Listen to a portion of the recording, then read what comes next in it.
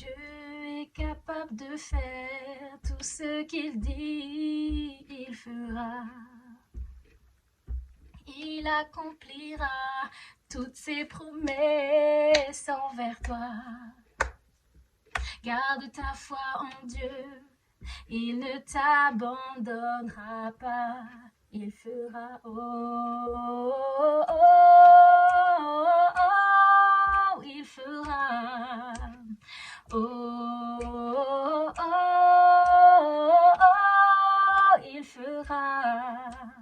Dieu est capable de faire tout ce qu'il dit, il fera. Il accomplira toutes ses promesses envers toi. Garde ta foi en Dieu, il ne t'abandonnera pas, il fera.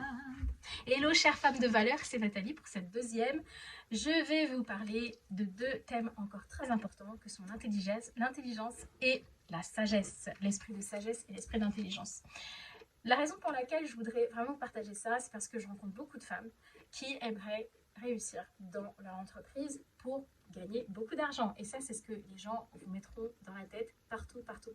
Dans toutes les publicités que vous allez voir, on va vous faire croire que vous pouvez avoir de l'argent facile, de l'or facile, etc. Et moi, je vais vous donner une solution très simple. Elle est dans la Bible et c'est véridique. Ça se produit vraiment. Donc, on va partir dans le Proverbe 3 au verset 13 que je vais lire. Heureux l'homme qui a trouvé la sagesse et l'homme qui possède l'intelligence. Deux mots importants, sagesse et intelligence. Retenez bien ça. Verset 14. En effet, le bénéfice qu'elle procure est préférable à celui de l'argent et le profit qu'on en tire vaut mieux que l'or. Gloire à Dieu. L'argent, l'or. Sagesse, intelligence d'un côté, or et argent de l'autre. Qu'est-ce que les gens cherchent dans le monde en général? L'argent, l'or, les biens matériels. Dieu ici nous parle de la joie et du bonheur en fait, et du fait que l'homme qui a trouvé la sagesse et l'intelligence, qui sont deux choses qu'on ne peut pas acheter avec de l'argent, cet homme-là est heureux. Et qui peut donner la sagesse et l'intelligence? On le sait, dans tous les proverbes, le Seigneur le dit, en fait, il faut simplement lui demander. Et il n'y a pas 10 000 moyens en fait de lui demander. Simplement passer du temps en sa présence et lui demander, Seigneur, donne-moi la sagesse comme l'a fait le roi Salomon, qui a eu l'intelligence, je dirais, de demander au Seigneur la sagesse de pouvoir diriger le peuple. Et parce que il a posé cette question au Seigneur, il a demandé au Seigneur la sagesse, le Seigneur lui a dit, je te donnerai la sagesse. Et en plus, je te donnerai tout ce qui va avec, l'argent, etc., etc. Et on voit en fait dans le Proverbe 8 que le Seigneur a été vraiment juste fidèle à sa parole parce qu'il nous a dit en fait que dans la sagesse, il avait tout. Enfin bref, on est sur le Proverbe 3. Et donc dans ce deuxième passage, il nous dit en fait que le bénéfice, ça veut dire le gain qu'on en a, est préférable à celui de l'argent et le profit qu'on en tire vaut mieux que l'or. Elle est plus précieuse que les perles, elle a plus de valeur que tout ce qu'on pourrait tout ce que tu pourrais désirer. Elle a plus de valeur que tout ce que tu pourrais désirer. Donc là, le Seigneur nous adresse carrément une parole à nous. Elle a plus de valeur que tout ce que tu pourrais désirer. Une longue vie est dans sa main droite. Gloire à Dieu, tout le monde veut la jeunesse éternelle en ce moment. Tout le monde nous dit, ah, pas de ride, etc., etc. Mais en fait, la longue vie est dans sa main droite. À quoi cela te servirait d'avoir une entreprise qui te rapporte beaucoup d'argent si tu fais comme beaucoup et qui meurt à 50 ans? Je pense à Steve Jobs par exemple, le fondateur de Apple qui est décédé très jeune finalement. Et si on veut des belles entreprises, c'est pour pouvoir en fait en profiter avec nos enfants, avec ceux qu'on aime et rendre gloire à Dieu le plus longtemps possible de notre vie sur terre. Donc avec la sagesse, on a déjà dans la main droite une longue vie. Gloire à Dieu.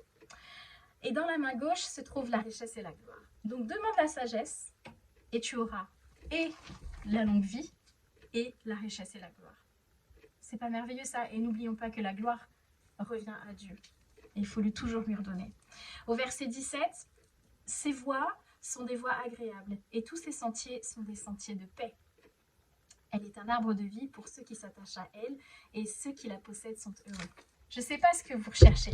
Moi, personnellement, je ne recherchais pas à juste créer une entreprise, je cherchais à être heureuse de passer du temps avec le Seigneur, de pouvoir avoir cette priorité, le mettre en priorité en créant mon entreprise, avoir ensuite du temps à passer avec mon mari et mes enfants, et puis ensuite avoir du temps à passer avec ma maman que j'ai vue aujourd'hui, gloire à Dieu, merci Seigneur, et puis ensuite servir au niveau des différents services à l'église, et notamment au niveau de la louange et au niveau voilà, de l'enseignement, etc. Il y a vraiment énormément de choses à faire. Et c'est juste magnifique de se dire qu'avec nos entreprises, on peut le faire. Maintenant, est-ce que vous êtes vraiment appelés à entreprendre? C'est encore une chose que je vais vous dire. Demandez au Seigneur l'esprit de sagesse pour savoir dans quelle direction aller, l'esprit de discernement aussi pour savoir si c'est juste votre cœur qui a envie d'aller vers l'entrepreneuriat, vos pensées ou même une mode qu'on pourrait avoir dans le monde.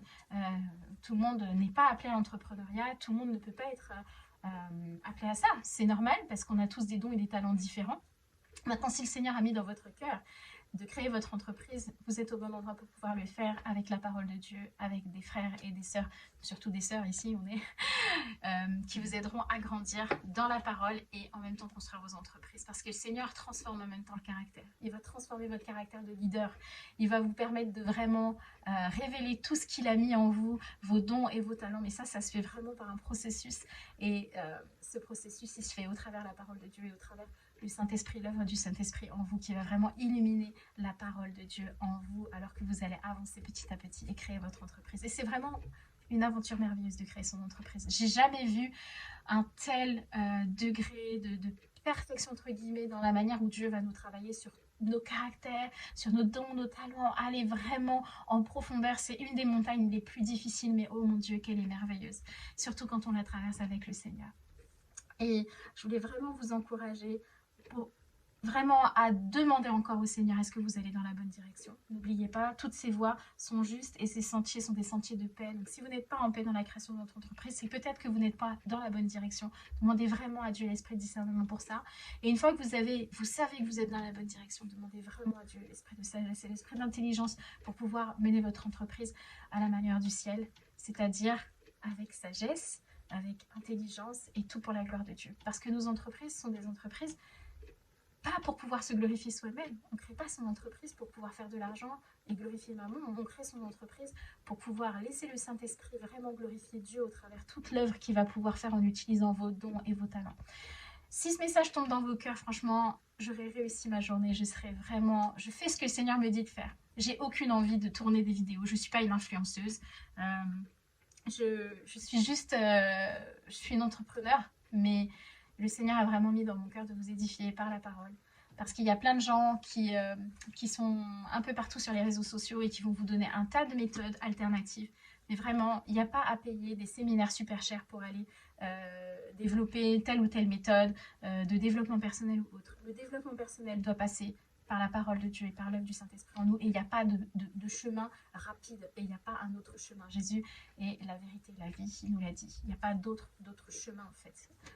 Il est l'intelligence, il est la sagesse, il est tout en fait. Et si on concentre nos vies, la construction de nos entreprises sur lui plutôt que sur nous, je vous assure que c'est vraiment un lieu de paix, un lieu de délice où vous allez vraiment avoir une connexion particulière avec Dieu. Je prie vraiment que ce message tombe dans vos cœurs et que vous puissiez être vraiment édifiés par rapport à ce que je viens de partager ici.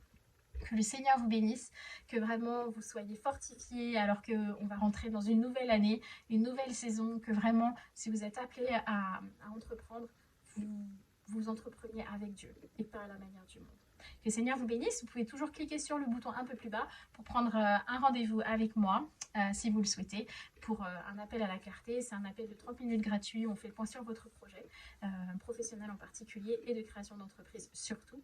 Et vraiment, ce sera un plaisir pour moi de vous rencontrer. Demeurez bénis.